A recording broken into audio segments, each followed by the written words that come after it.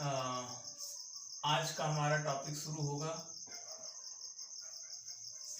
संख्याओं में प्राकृतिक संख्याएं किसे कहते हैं, वहां से प्राकृतिक संख्याएं, नेचुरल नंबर, इस पर हम लोगों की बात आज चलेगी। ठीक है ना, ध्यान से सुनिए। प्राकृतिक संख्याएं किसे कहते हैं? जैसे मैं आपसे कहूं कि कोई भी चीजें हैं आपके पास, या जैसे मान लीजिए ये मैं कहूं आप इनको गिन के बताओ कितने हैं, तो आप गिनना कहाँ से स्टार्ट करोगे? एक से, है ना? 1 2 3। आपके घर में कितने लोग हैं? तो आप 0 तो मानोगे नहीं कि ये अभी छोटा बच्चा, इसको 0 मान लेते हैं। फिर अपने को 1, मम्मी पापा हैं 2 और अपने को 3, और वो 0। ऐसा तो है नहीं। अगर है तो उसको 1 मानेंगे, है कि नहीं? तो जब स्टार्ट करते हैं तो वहाँ 1 से है। तो वस्तुओं को गिनने में जिन संख्याओं को प्रयोग में लाया जाता है उन्हें प्राकृतिक संख्याएं कहते हैं। कहाँ से स्टार्ट होती? 1 से। कैसे बढ़ती हैं? एक एक करके, 1 2, फिर 1 बढ़ेगा 3 4 5। कब तक बढ़ेंगी? अनंत काल तक। मतलब कोई लिमिट नहीं है। प्रारंभिक सीमा तय है 1, अंतिम सीमा कोई तय नहीं है। ये कुछ गुण हैं। पहले हम प्राकृतिक संख्याओं की भाषा परिभाषा लिखेंगे, ध्यान से देखिएगा। वे संख्याएं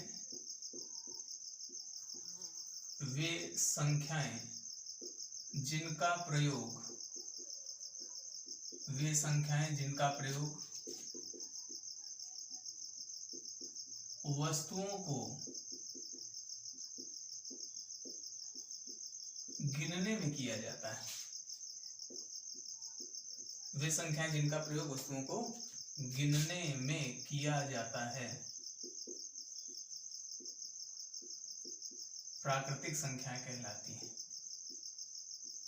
जिनका प्रयोग गिनने में किया जाता है प्राकृतिक संख्याएं कहलाती हैं। ठीक है, ये ध्यान रखेंगे। प्राकृतिक संख्याओं की परिभाषा हो गई।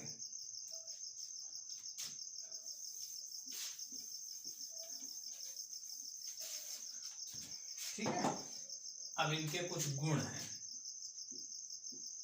अब इन गुणों को ध्यान से देखिएगा, फिर इकट्ठा स्क्रीनशॉट लेके नोट कर लीजिएगा। गुण में नंबर 1 ये है, प्राकृतिक संख्या कहां से शुरू होती है? 1 से शुरू होती है। प्राकृतिक संख्याएं 1 से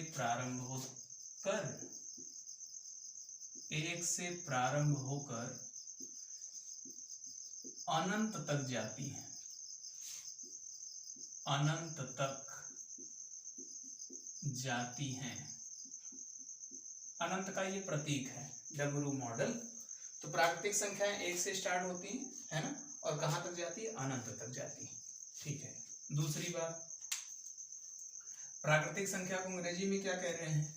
प्राकृतिक संख्या को अंग्रेजी में कह रहे हैं नेचुरल नंबर। तो इसको n से प्रदर्शित करते हैं। किसको n से प्रदर्शित करते हैं? प्राकृतिक संख्याओं के समूह को n से प्रदर्शित करते हैं। मतलब ये जो 1 2 3 करके पूरा जो श्रृंखला है, ये जो श्रृंखला है वो श्रृंखला n से प्रदर्शित की जाती है। 1 को n से नहीं, 2 को n से नहीं, n के अंदर सब कुछ। कौन सब कुछ? कहाँ से? 1 से वो अंतिम सीमा कहाँ तक है? कोई सीमा निश्चित नहीं है। जहां पहुंच ही नहीं पा रहे उसी को कह दे रहे हैं अनंत। ठीक है, तो ध्यान देंगे। दूसरा पॉइंट, प्राकृतिक संख्याओं के समूह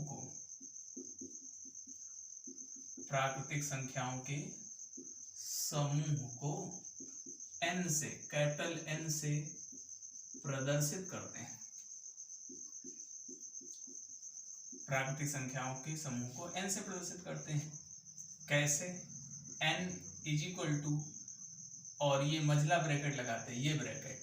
ठीक है ना, समूह के लिए ये ब्रैकेट 1 2 3 4, ये क्रम बढ़ता जाएगा और कभी खत्म होने वाला नहीं है, अनंत तक जाएगा। ठीक है ना। तीसरा पॉइंट, सबसे छोटी प्राकृतिक संख्या कौन है? सबसे छोटी तो एक है।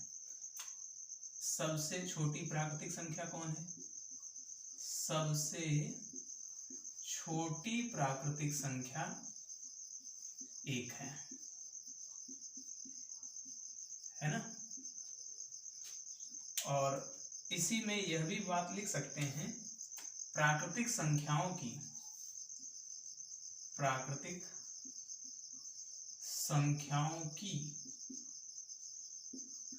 कोई अंतिम सीमा नहीं है। अंतिम सीमा नहीं है मतलब ये, अर्थात मतलब क्या है इसका, कोई भी संख्या सबसे बड़ी प्राकृतिक संख्या नहीं है। सबसे बड़ी प्राकृतिक संख्या नहीं है या नहीं कही जा सकती। क्यों?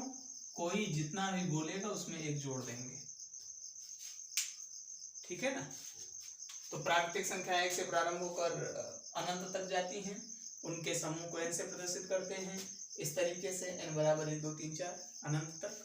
और सबसे छोटी प्राकृतिक संख्या एक है। प्राकृतिक संख्याओं की कोई अंतिम सीमा नहीं है, अर्थात कोई भी संख्या सबसे बड़ी प्राकृतिक संख्या होने का दावा नहीं कर सकती, या कोई भी संख्या सबसे बड़ी प्राकृतिक संख्या नहीं होती, नहीं कही जा सकती। ठीक है ना। ये 4 बातें। 5वीं बात यहां लिख रहा हूं, ध्यान दीजिएगा, बाद में स्क्रीनशॉट ले लीजिएगा। 2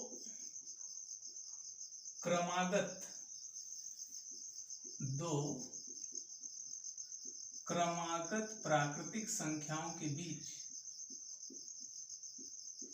2 क्रमागत प्राकृतिक संख्याओं के बीच एक इकाई का अंतर होता है।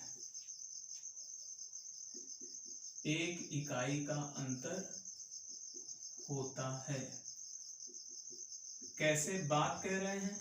जैसे आप देख लो, 2 और 3 ले लो, तो 3 में से 2 घटाओगे तो 1, 4 में से 3 घटाओगे तो भी क्या? 1। आप देखें, लगातार, क्रमागत माने होता है लगातार, और लगातार में से जो अंतर लेंगे, है ना, उस अंतर को देखेंगे एक एक करके आएगा। 3 में से 2 घटाओ, 4 में से 3 घटाओ 1, 3 में से 2 घटाओ 1, 2 में से 1 घटाओ 1। लगातार अगर 2 संख्याएं लेंगे तो जो आगे वाली संख्या है उसमें से पीछे वाले को घटाएंगे तो हमेशा 1 मिलेगा। ठीक है ना। तो 2 क्रमागत लेना चाहिए पड़ेगा, ये नहीं कि डांक कर, सीधे सीधे जस्ट बगल 1 का डिफरेंस मिलेगा। 6वीं बात, यदि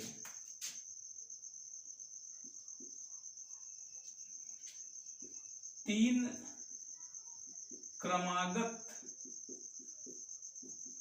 प्राकृतिक संख्याएं लेनी हो, यदि 3 क्रमागत प्राकृतिक संख्याएं लेनी हों तो इन्हें क्या लेना चाहिए? n, n+1, n+2। मतलब स्टार्टिंग कहां से करनी चाहिए? n से। अभी 3 का समझ लीजिए, 5, 7 ये आ सकता है। अभी ये क्वेश्चन कराऊंगा। ठीक है ना। तो क्रमागत और कैसी संख्या? प्राकृतिक संख्या। क्रमागत माने स्टार्टिंग कहां से करेंगे? कुछ मानते हैं ना, तो मानने के लिए नंबर है इसलिए n से मानते, नहीं तो हम लोग x माना करते हैं। तो n ले लो, अगली एक और जोड़ो, तो 1 जोड़ेंगे तो +1, एक और जोड़ दो, तो जो एक और जोड़ोगे वो एक आने वाला एक इस एक के साथ क्या हो जाएगा? 2, है ना। कितने लोग हो गए? 3 लोग हो गए, तो 3 क्रमागत प्राकृतिक संख्याएं हो गई। कोई कहे एक और ले लेते सर, तब वो चौथी होती। और क्या होती? एक और ले लोगे तो एक, वो जो आने वाला एक है, इस 2 को क्या मिला के कर देगा? 3। तो n+3, n+4, n+5, n+6, ये क्रम ऐसे ही चलने वाला है। ठीक है।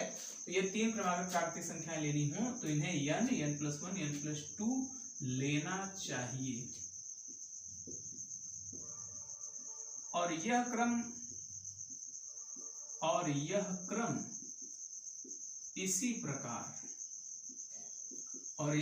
इसी प्रकार आगे बढ़ाया जा सकता है, आगे बढ़ाया जा सकता है। मतलब समझ गए ना, 3 लोग थे तो n+1 n+2, अगला जरूरत पड़ती n+3 और जरूरत पड़ती n+4 n+5 n+6, ये क्रम चलता रहेगा। तो और यह क्रम इसी प्रकार आगे बढ़ाया जा सकता है जब जरूरत पड़ेगी तब।